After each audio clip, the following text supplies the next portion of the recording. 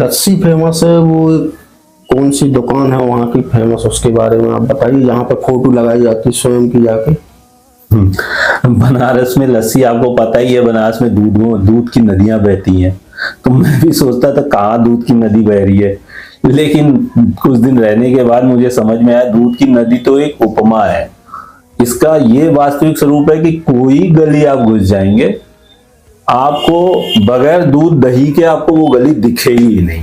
तो इसी उपमा से ये कह गया बनारस के गली गली में दूध बहते हैं।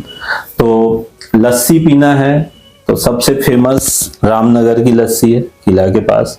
एक और लस्सी फेमस है बहुत, ब्लू लस्सी स्टोर।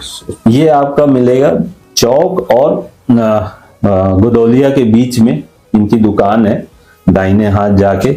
इतनी वैरायटी की लस्सी कि आप कंफ्यूज हो जाए कि पिए क्या। एक पिएंगे तो मन करेगा दूसरा पी ले, और सारे फ्रूट पे इन्होंने रख रखे हैं। और एक तो ओरिजिनल लस्सी का फ्लेवर है ही इनका, और फिर उसके बाद सारे फ्रूट पे, चाहे आप अंगूर का फ्लेवर ले लीजिए, अंगूर के फ्लेवर में ही 8 से 10 फ्लेवर मिलेंगे आपको, सेब के फ्लेवर में, पाइनएप्पल के फ्लेवर में, बनाना फ्लेवर में, कम से कम मुझे लगता है 100 के ऊपर फ्लेवर में आपको लस्सी मिल जाएगा। और इसकी लस्सी इतनी फेमस है ब्लू लस्सी कि विदेश से भी आने वाले लोग इसका दुकान खोजते खोजते पहुंच के पी के आते हैं।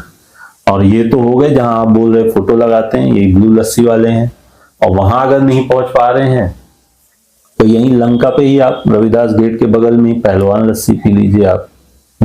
चेतगंज में है लस्सी वाले, उनकी लस्सी बहुत फेमस है। ऐसे ही नदेसर में भी लस्सी तो हर जगह आपको मिल जाएगी। बनारस मिष्ठान भंडार की लस्सी बहुत फेमस है। और लस्सी की ये खासियत, आपको खट्टापन मिलेगा ही नहीं।